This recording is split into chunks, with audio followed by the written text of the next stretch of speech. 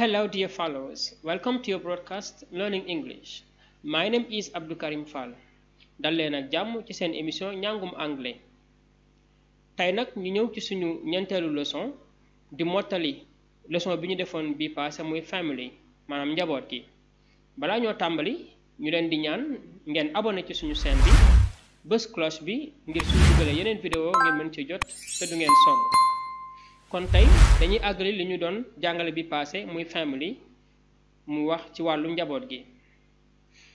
sa maam bu góor yaa ngi koy wax grandfather wala granddad moom mooy sa maam bu góor. bu dee sa maam bu jigéen la nga ni grandmother wala grandma sa maam bu jigéen. bu dee sa nijaay la nga ni uncle. bu nekkee sa tante la nga ni aunt. bu fekkee ne jëkkër la sa jëkkër husband. bu nekkee sa jabar la nga ni wife husband jëkkër wife jabar. bu fekkee ne xale la child ngay wax child xale. bu fekkee ne ay xale la nag moom children ngay wax child benn xale children ay xale. grandson moom mooy sa sët bu góor grandson. granddaughter mooy sa sët bu jigéen granddaughter. brother in law sa jëkkëru mag wala sa jëkkëru rakk brother in law.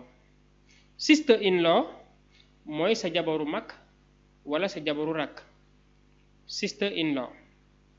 bu dee son in law mooy ki nga may sa doom bu jigéen.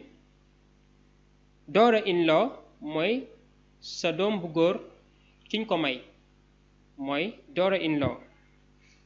bu nekkee father in law mooy sa goro bu góor. mother in law mooy sa goro bu jigéen. father in law goro bu góor. mother in law goro bu jigéen. cousin mooy sa doomu nijaay wala sa doomu tante mooy sa cousin cousin. niece mooy sa jarbaat bu jigéen. nephew mooy sa jarbaat bu góor. kon ma bamtuwaat li ma waxoon jaaraat ci benn yoon. grandfather wala granddad mooy sa maam bu góor.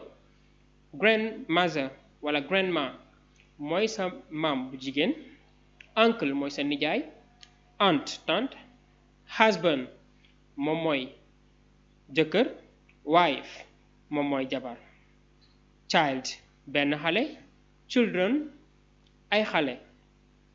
grandson mooy sa sët bu góor. granddaughter mooy sët bu jigéen bi. brother in law sa jëkkëru mag wala sa jëkkëru rakk. sister in law sa jabaru mag wala sa jabaru rakk.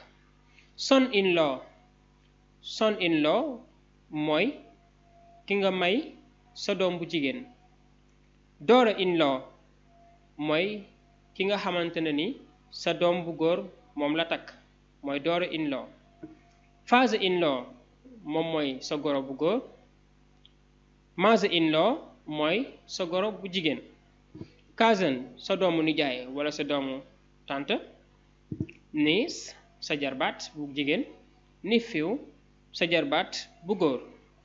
kon li moo nekkoon suñu leçon bu tey di suñu ñeenteelu leçon ñi leen di dig daje fii ak samedi bii di ñëw wasalaam goodbye.